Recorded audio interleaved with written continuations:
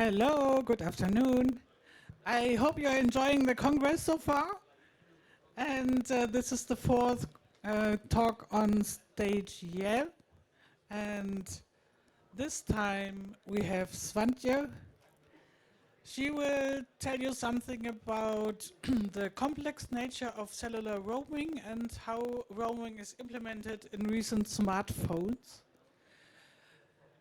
I don't want to spoil, so have a warm welcome to the fabulous Swantje.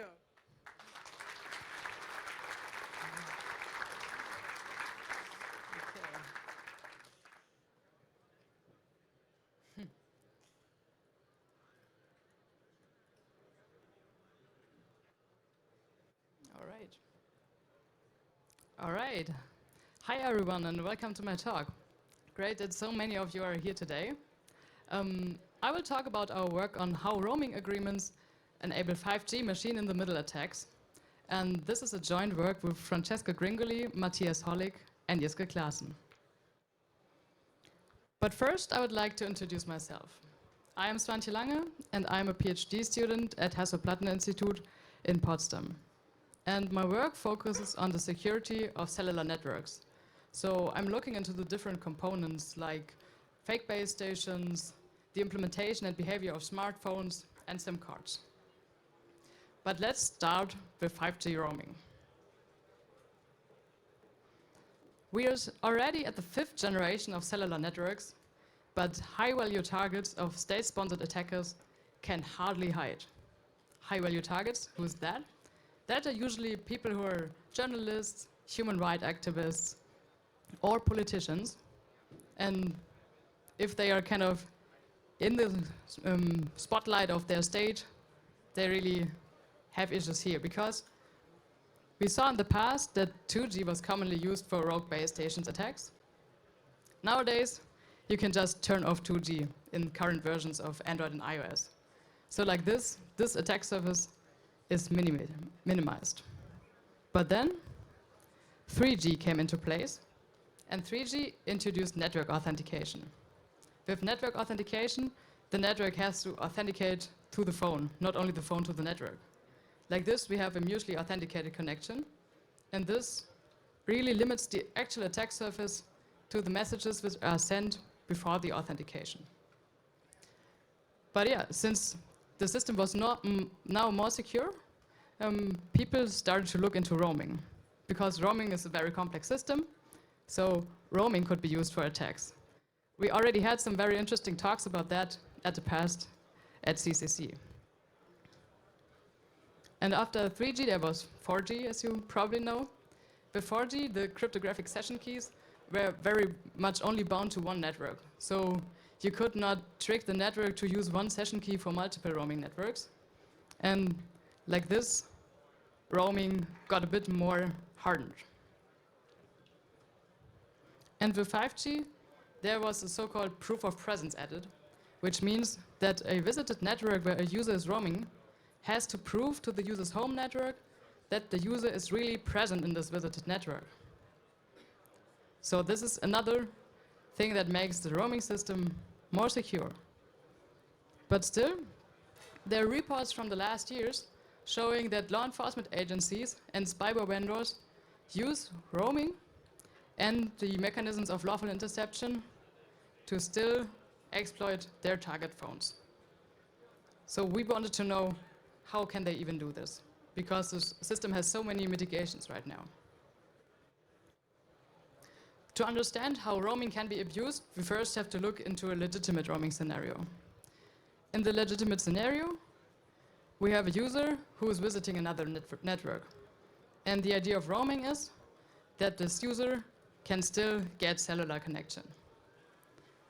So when roaming, the user connects to a visited network, and then this visited network asks the home network for a so-called authentication vector, which is necessary to establish a mutually authenticated connection.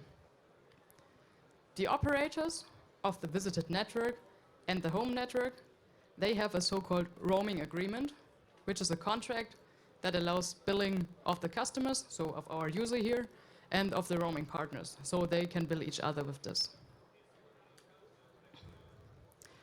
And if you look at lawful interception, we know that a network or an operator can only or is only allowed to intercept the traffic which is within their own coverage area. And this is easily possible, as cellular traffic usually only gets encrypted during the only over-the-air transmission. So it's encrypted between the base station and the phone. And at the base station, it gets decrypted, and then it is transmitted in plain text to the home network. So in the scenario over here, the visited network is allowed to intercept the traffic of the user, but the home network can only read the traffic if the traffic really gets home routed, so if it traverses the home network. When we now look what an attacker could do, one could think of an attacker who would pose to be part of the visited network. So this attacker might set up a rogue base station, and with this, they would set up a network looking like the visited network outside of the actual coverage area of this visited network. And like this, a phone not being in the actual area of the visited network could connect to the space station, and then we could still get a mutually authenticated connection, as the legitimate visited network would ask the home network for an authentication vector. For the home network, it is quite difficult to decide if such a request would be malicious or not, since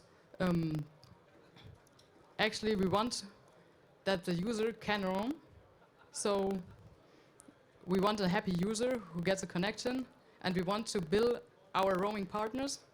So as billing is the main interest here, there's a high probability that the home network would just accept such a connection, since rejection would just have too many causes, and it's not clear if there's a request from a legitimate visited network, if it's illegitimate or not.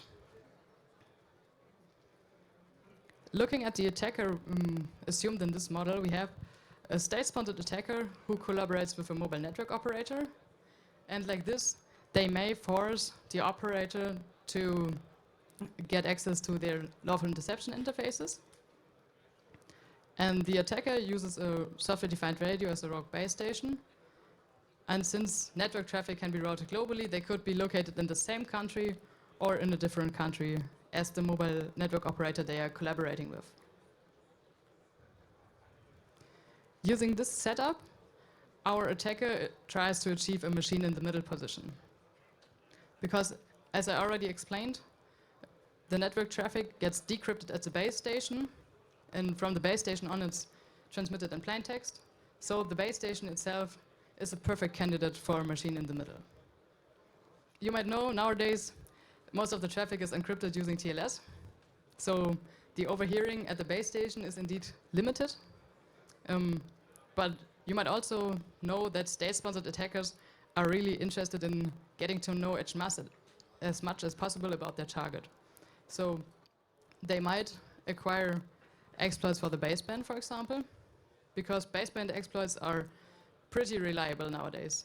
Since baseband coding is very complex, it doesn't really have so many protections like stack canaries, and such a baseband exploit can, like this, serve as an entry point for a remote code execution, as an attacker might be able to exploit the baseband and, like this, get into the operating system of the phone.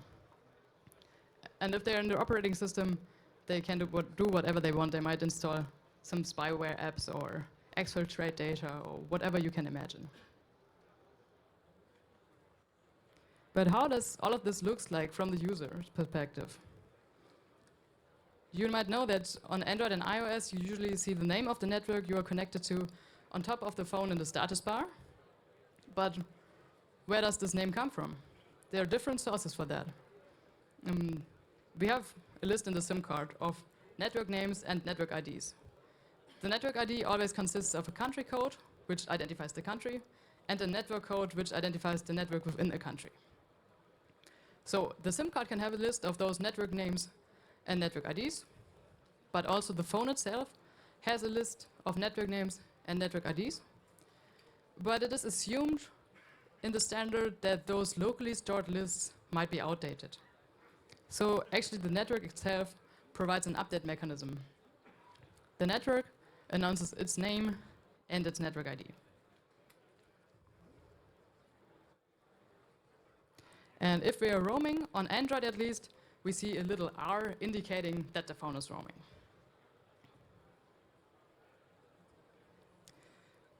But how can we use this knowledge for an attack? So as we just saw, the user has quite limited possibilities to observe the roaming themselves, because they only see a network name displayed, and they might see this small R. But the problem is that the network ID is the only mutually authenticated information in this whole authentication protocol. That means if the network would announce any name and a different network ID, the phone wouldn't realize that, and the user couldn't realize this either, because the user only sees this displayed name. So the idea is that for an attack, an attacker could choose a network name the user would expect to see. So if you're traveling to Spain and you just see a Spanish network name there, then you feel like you're connected to a legitimate network. But in real life, it could be somebody else posing as this Spain network. And an attacker could even make this roaming indicator disappear by just using the network ID your phone is bound to and your phone knows as your home network ID. So, like in the screenshot here, if you just announce that we are like having the network ID of your home network, then there's no roaming indicator anymore.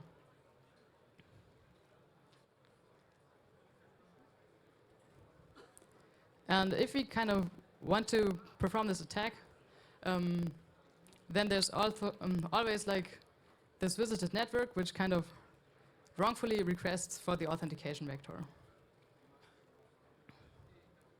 And the home network has to check if such a request is legitimate, and only grants this authentication request to roaming partners to ensure the billing. The problem is that the phone or the user cannot observe which networks requested for the authentication vector for their connections. They might see it if it ends up on their bill, so they might learn about it afterwards. But I mean, you know, if you roam within the EU, for example, you usually don't see it on your bill, or if there's only very limited traffic, you might not see it on your bill either. And so you'll really be unclear about what connections your phone did connect to in the past. So a very obvious solution to a roaming attack is to turn off roaming, right? I mean, what else could you do? So like this, your phone would just say, okay, I only accept connections from your home network. Easy. The problem is if the base station just poses as your home network. So if the base station would just say, hey, I'm your home network. There, we face the problem that this announcement the base station is doing is sent before the authentication.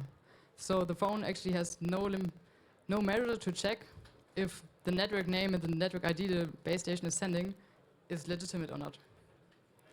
So the phone has to accept it. And if you look into the core network, we see that the home networks usually just block a request from visited networks they don't know. Here we have a similar problem. If they just get a request which coming from another network but seems to stem from their own network because all the parameters are set like this, the home network might accept the request. At least in our lab setup with Open5GS, the network would just say, okay, yeah, fine, it's a request from the inside, so I will just let the authentication go through. And in the end, such a connection would just look like a legitimate connection and even like a non-roaming connection on the phone. So the user doesn't have any measure to really observe what's going on here. Real operators might have so-called roaming firewalls in place, but there's no public information about those firewalls available, so we cannot really research it. We can just hope that they are strong enough and that the rules are correct. But yeah, not every operator might have the same firewall here. Another thing which makes the roaming system hard to comprehend is that actually for you to connect to any roaming network or to any network, when you're traveling to some country, your operator would have to have a lot of contracts. Because it would be nice if they would have a contract with some operator in any other country in the world, so you could just freely travel everywhere. But yeah, you see that would be quite complex. So what we actually have are roaming intermediaries. So those are third parties which are in the middle and they manage the contracts. The problem here is that things like trust or observability are worse having those intermediaries, since of course we have the intermediaries in place. Another thing which is part of the roaming system is that actually it is not clearly defined how the network traffic gets routed. So the visited network could either route the network traffic through the home network before it gets to the internet, or it could be routed to the internet directly. And having this in the specification, we see that, as you might have expected, the roaming specification is not focused on user privacy or observability of the roaming arrangements, because the roaming is just transparent to the user, and the user is unable to observe where the traffic flow goes through. And as we know of lawful interception, yeah, we don't know who might look into our traffic. But what could we do about that? How could we make the roaming system more secure?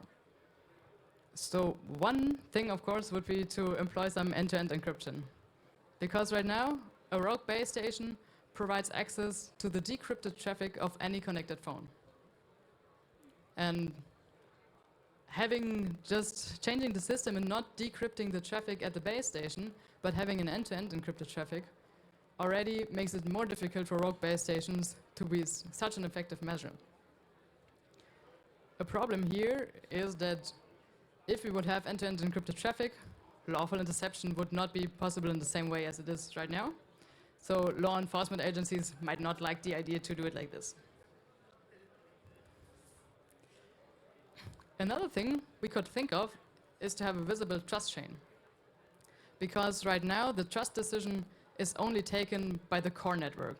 So your home network checks the identity of the visited network requesting an authentication vector, and your home network checks the identity of the roaming intermediaries.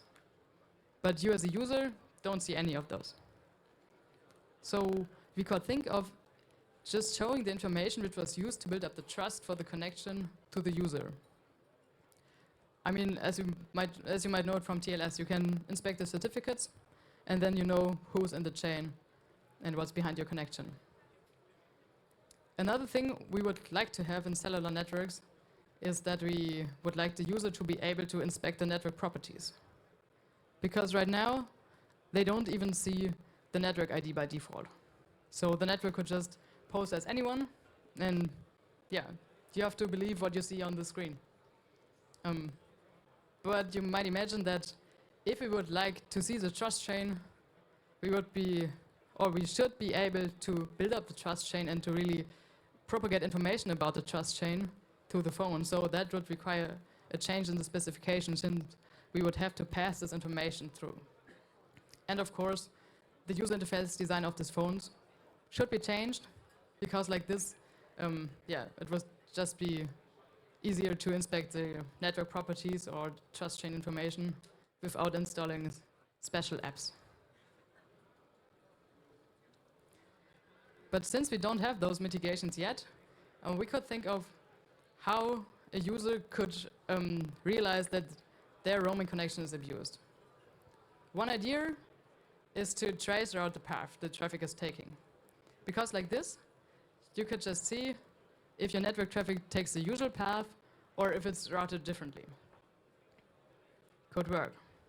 Another idea is that you use any of the related work according to detect rogue base station, because there are apps for rooted Android devices, for example, who try to inspect the signal properties of the signal, and like this, they may just raise a suspicion. Right. But usually for those rogue base station detection, if you use a rooted Android phone for that, you see it's like more effort required. And since nowadays rogue base stations might be very specialized. It's also not so easy to detect. So we think, or we thought that it could be possible to just measure the time of the authentication, since in a roaming scenario there are more steps involved, so the authentication might just take longer. But in reality, yeah, we had some timing measurements and they didn't show a significant difference between a roaming scenario and a non-roaming scenario. This might also be due to routing decisions, since routing can be different.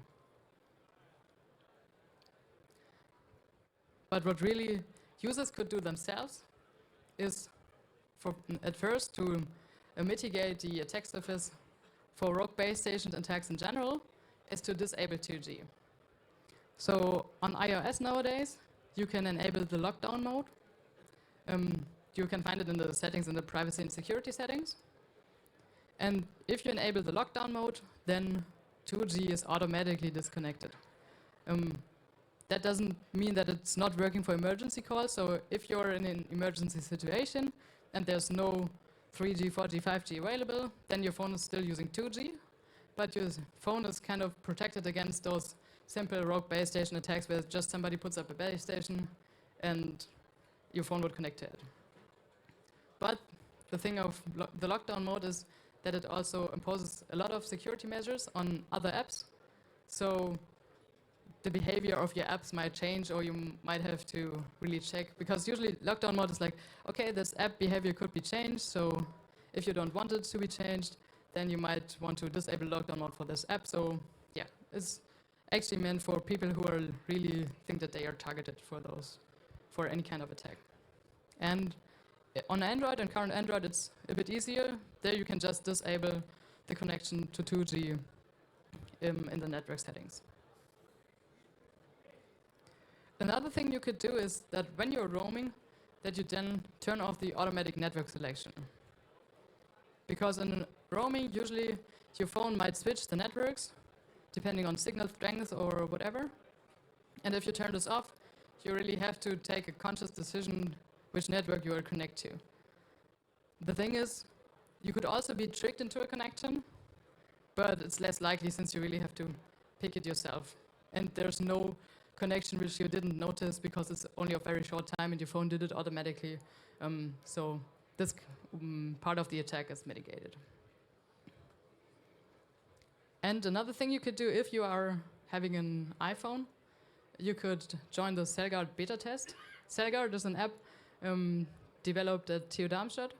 And with this app, we are collecting information on how your phone connects to base stations.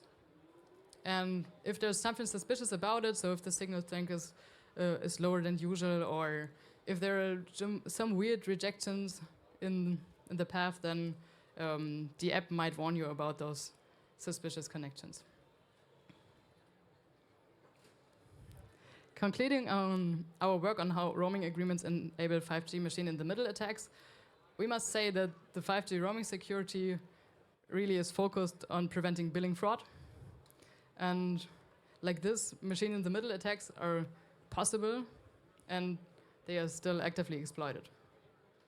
So the problem is that it is very difficult for a trusted operator to decide if an authentication request is legitimate or not. And because if they reject it, then they might have a loss in revenue or an unhappy user somewhere. The smartphones are unable to verify a roaming decision and the trust assumption behind the connection. So you as a user can only see a very limited part of this connection. And the visited network, so the network you are connecting you to when you are roaming, can actually arbitrarily choose the network name displayed on the phone. So like this, users can be easily tricked into connections.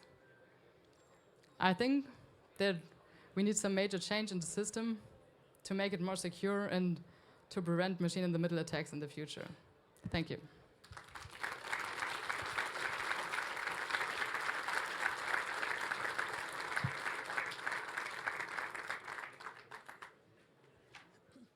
Okay, thank you, Swantje, for this really, really interesting talk.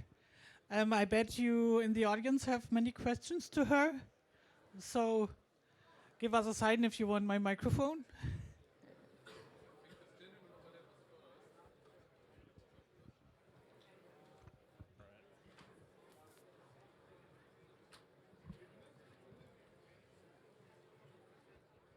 Hello, thank you for the amazing talk, and we really see that in the fifth generation it's still a clusterfuck because all the protocols are built for profit and not for protecting people.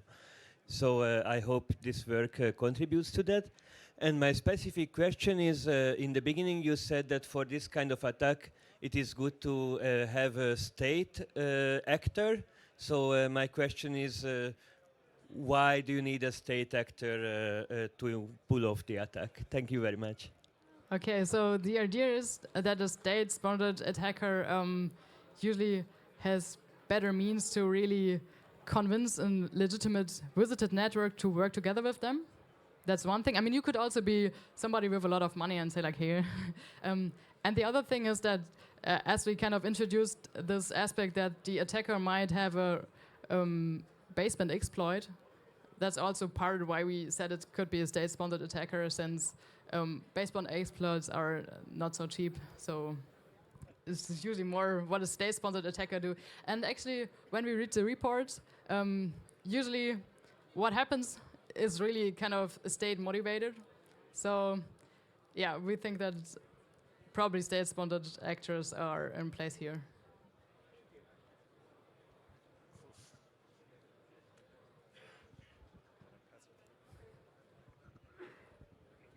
Hi, thanks for the talk. I wanted to ask how big part of it, of this leaking of authentication vectors, is due to just those roaming intermediaries being negligent, and how big part of it is that it's a gate to unlawful intersection. Because the state actors can use the lawful interception, at least in their countries, right? But the unlawful one is not really possible unless you have a gate. And how much of it is just a negligence, and how much of it is by design? Okay, so I think that contained quite some questions. So the thing is, it is called lawful interception because it is actually really defined by the standard that there are interfaces and that states or law enforcement agencies are able to inspect network traffic or cellular traffic within their country. So this law enforcement agency is actually really able or allowed to go to an operator and say, hey, we need some data about, I don't know, who was in this cell connected, I don't know, yesterday, something like that. So this is called lawful interception, that there's just like a rule or some specification really allowing this to happen. And the thing is, since it is there and since the traffic is actually plain text traffic in the back end, yeah, people can use it. So if like the wrong people use it, then they get access to something they should not have access to.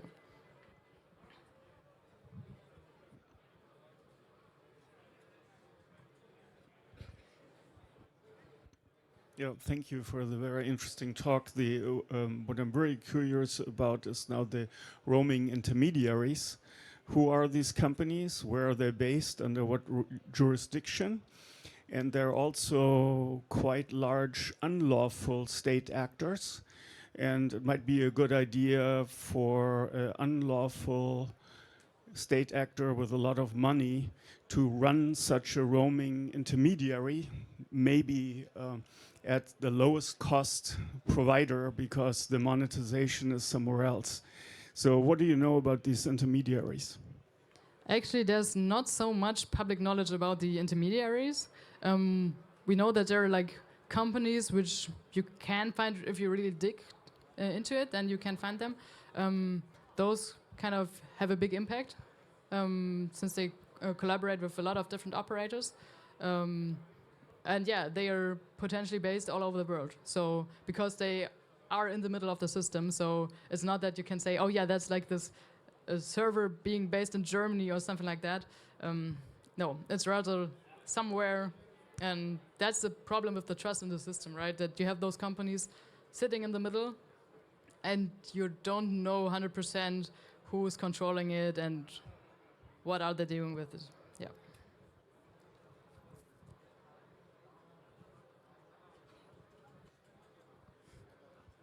Yeah, also thanks from me for the great talk. I have one question regarding a countermeasure. Did you look into maybe using some physical layer security scheme? I mean, 5G offers several like integrated sensing kind of measures where maybe a phone would be able to derive roughly a position of the base station and then say, oh, this is probably not a legitimate base station, or this is nothing I'm trusting, something like this. Yeah, so actually, in this work, we more looked into the specification and how the phones behave if you just send random network names, for example, to them. But what we do is if you have the CellGuard app, so we have like kind of the CellGuard app for a rogue base station detection, and this app really uses a location database to know where a base station is to be expected, and if there's a base station which is just popping up and it's not in the database, then it also gets some suspicion points, so to say.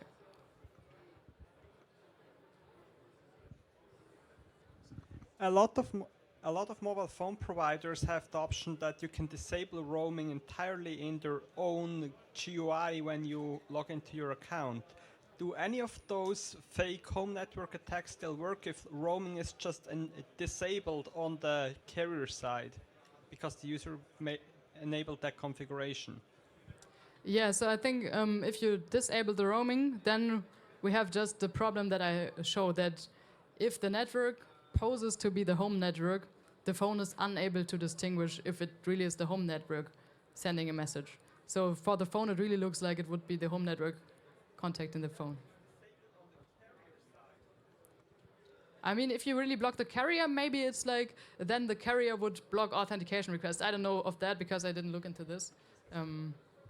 But it could be possible, yeah. Hello. Have you looked at Elon Musk's Starlink network? Because they can do the same attacks from low Earth orbit. No, we haven't looked at Starlink in this work. But would be interested to see what's possible there, yeah. From a very practical standpoint, because first of all, telecommunication network today are a shit like 20 years ago, basically, never improved. But from a threat modeling and effective attack from the end user perspective, given that the mobile network is somehow, from a data perspective, untrusted, exactly like an internet connection it is, what are the real risk in a nowadays, let's say, modern endpoint device? I foresee SMS PIN recovery as the only one that came up to my mind. But have you done a threat modeling of which are the effective attack that can be done other than the theoretical one? Okay, so we didn't do such a threat modeling at this work, but I can say that, of course, the SMS is completely unencrypted, so yeah, you can do whatever you want. I mean, the more TLS connections you have in the system, the more secure it gets. And as I showed, this is like an attack which is usually used to target single persons. So the risk for everybody in the room might be quite low, other than if you're like a very important human rights activist in a country not doing so much about human rights. That might be different, but usually this is a quite expensive attack, so it's really targeted on single persons.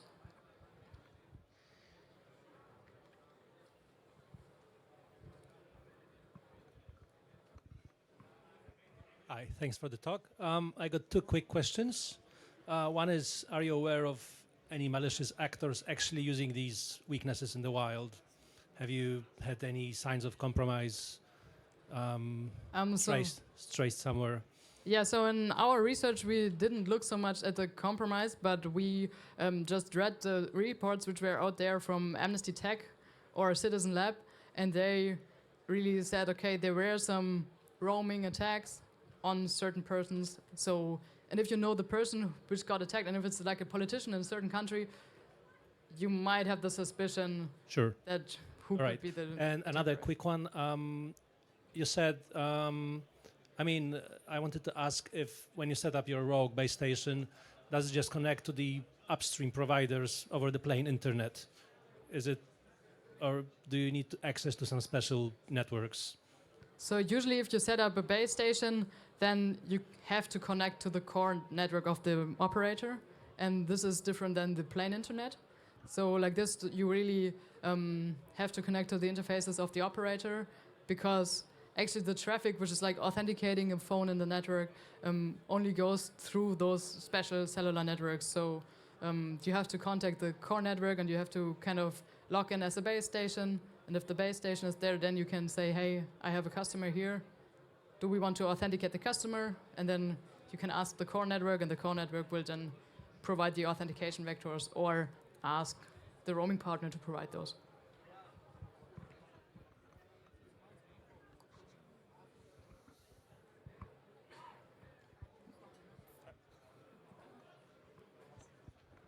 Yes, thanks for the talk as well.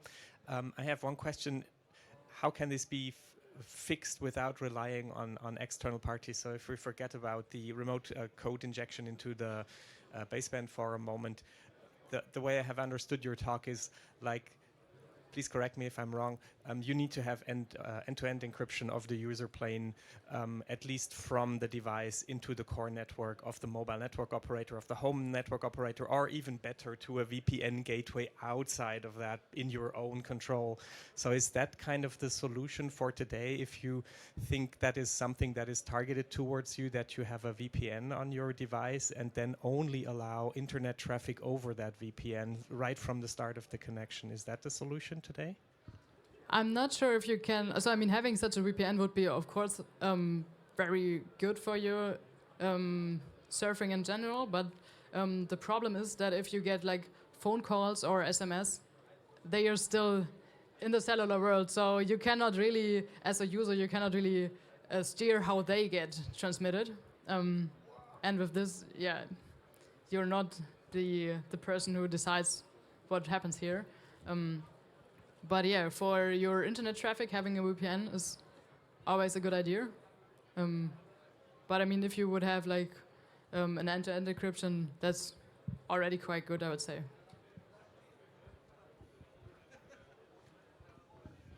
Hi, thanks a lot for the talk, very interesting.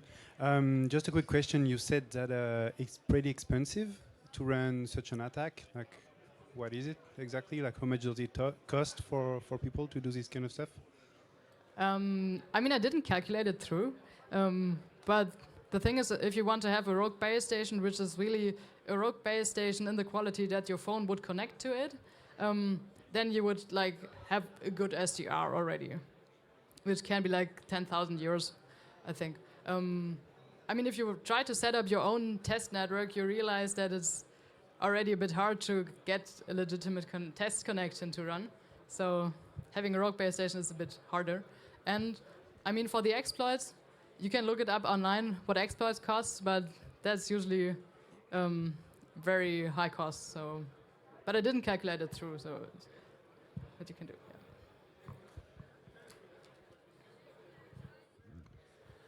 Yeah. Okay, before I close this session, I would like to say a big thanks to all the hardworking angels on this Congress who make this Congress possible. Please give them an applause.